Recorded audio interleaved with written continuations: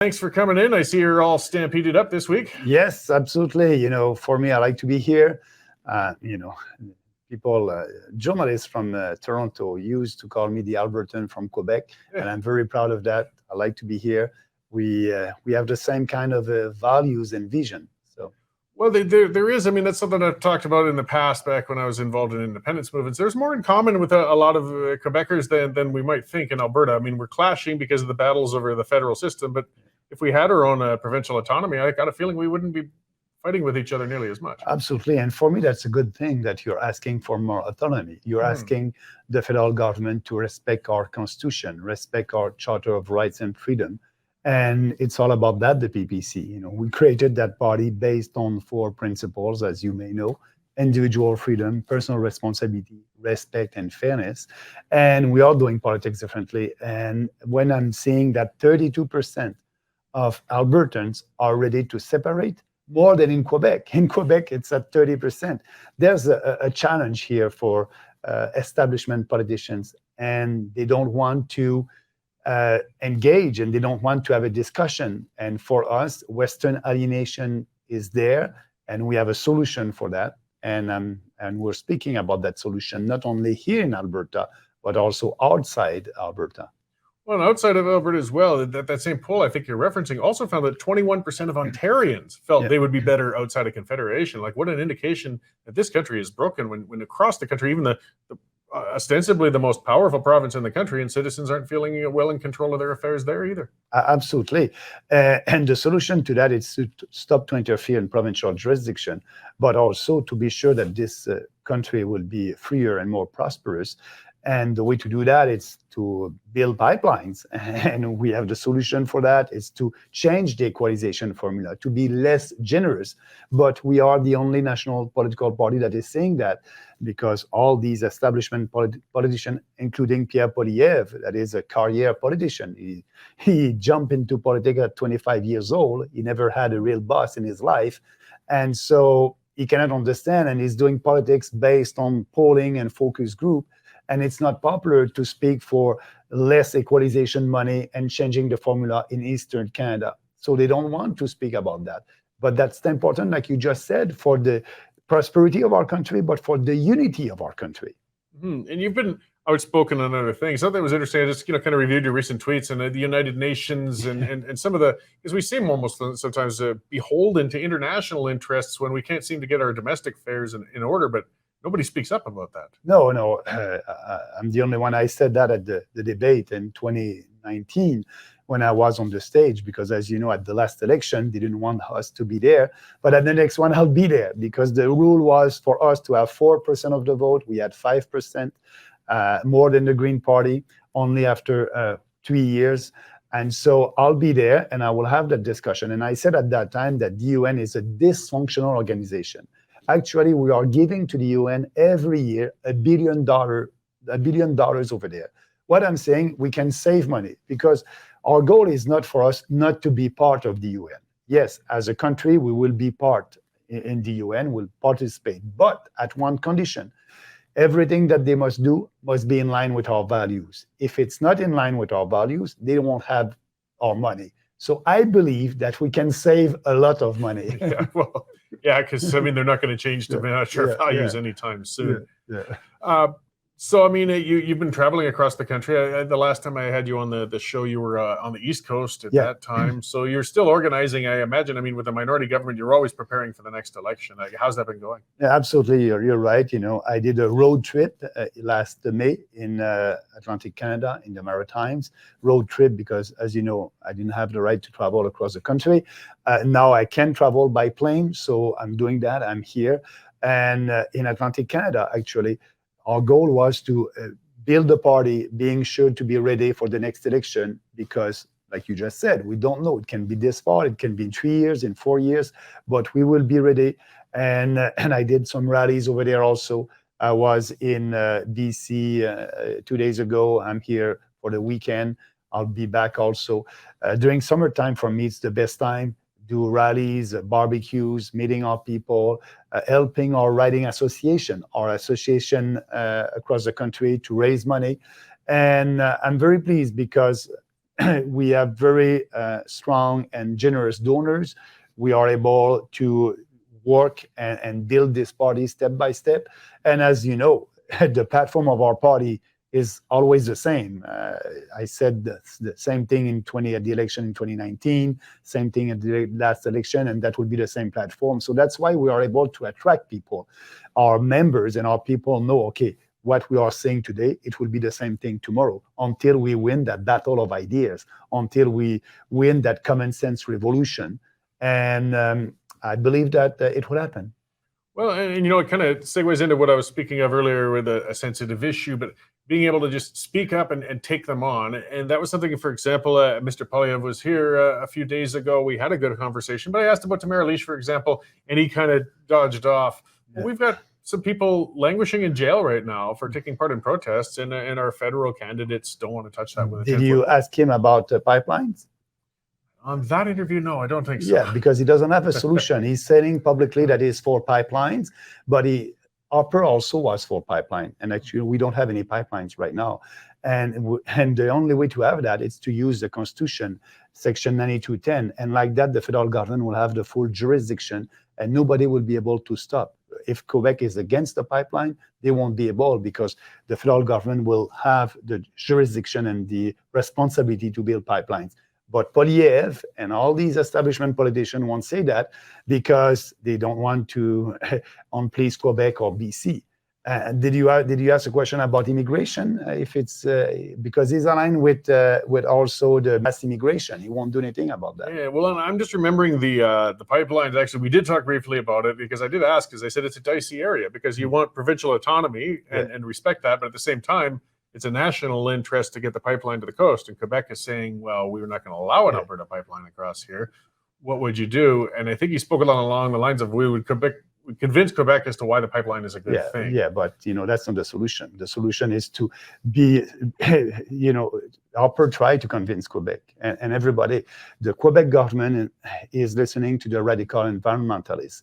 But the reality is they cannot stop a pipeline if we use the Constitution. And it's easy. You pass a law, you said that pipeline, Energy East, any pipeline is in the national interest of our country.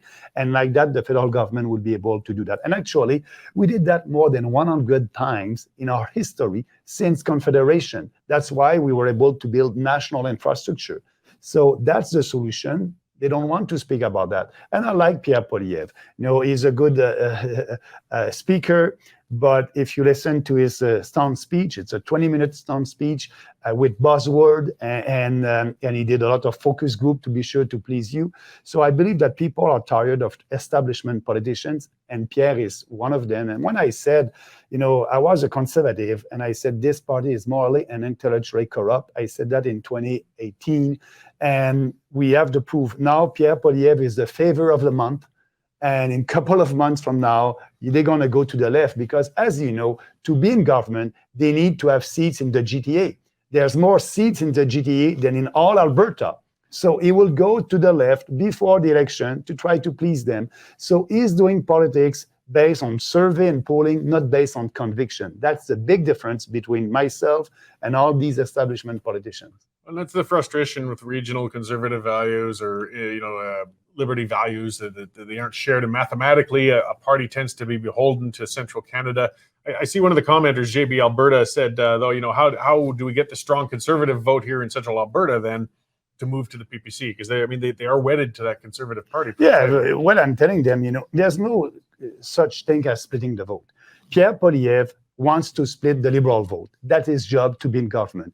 You voted for the Conservative and you had Trudeau 2 times. So vote for what you believe in, vote for your ideas. And, if you want a change, vote for what you want and you'll have more chances to have that change, to have what you want. So that being said, if you vote for a PPC candidate, I don't believe that a Liberal will be elected here in Alberta. So you won't split any vote. And that candidate will be insurance police for you, being sure that the Conservative will stay conservative and will be in the right path.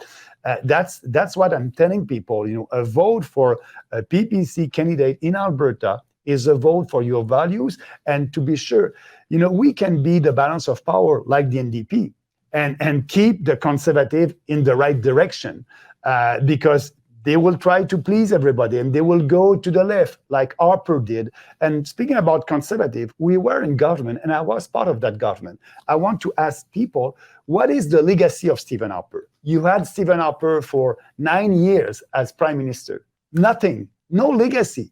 Oh, sorry about that. Maybe the wheat board. Dismantled the wheat board. That was the legacy of Stephen Harper. Nothing for the West. And they are the conservative and Poilievre is the candidate of the establishment, is the candidate of Harper and the establishment of the Conservative Party of Canada.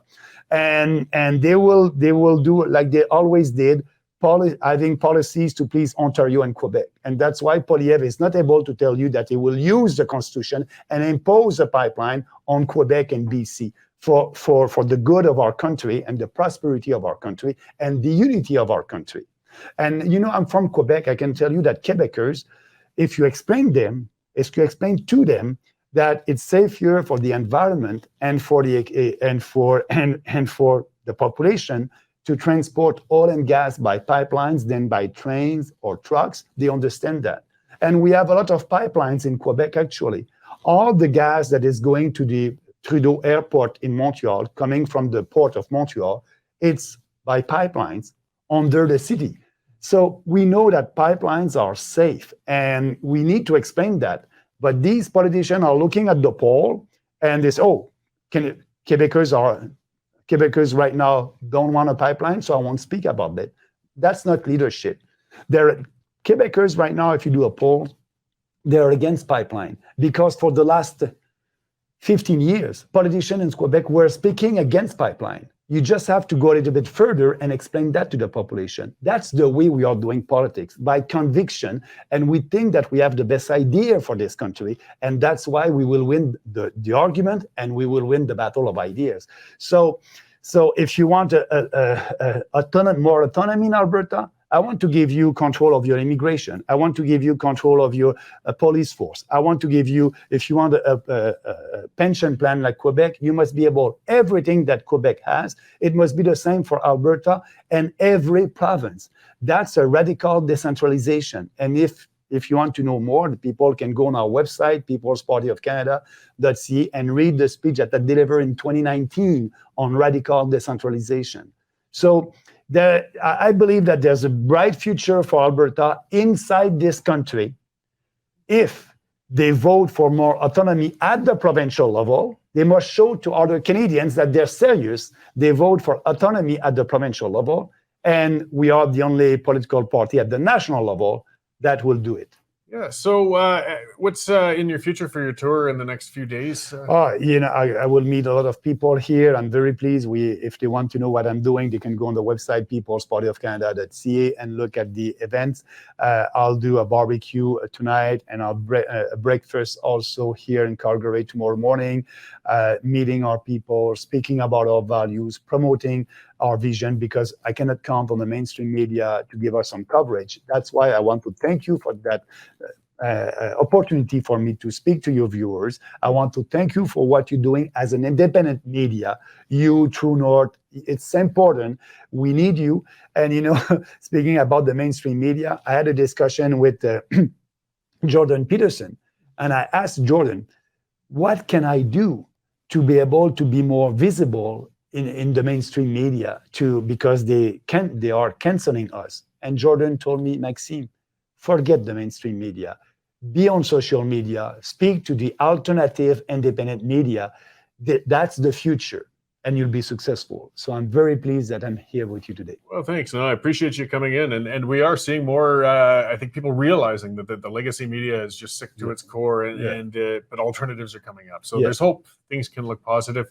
Well, that's great. So you've got a barbecue and a breakfast, and just maybe one more time, where's your website so that viewers, we got a lot of Albertans. peoplespartyofcanada.ca, but also they can follow me on Twitter, Maxime Bernier on Twitter, and I tweeted the information on that, and I'll do that also tomorrow morning. Excellent. Well, thanks for coming in to talk to us today, and enjoy the rest of your visit in Alberta. Thank you for giving me that opportunity, and have a nice day. Great. Thank you. Thank you.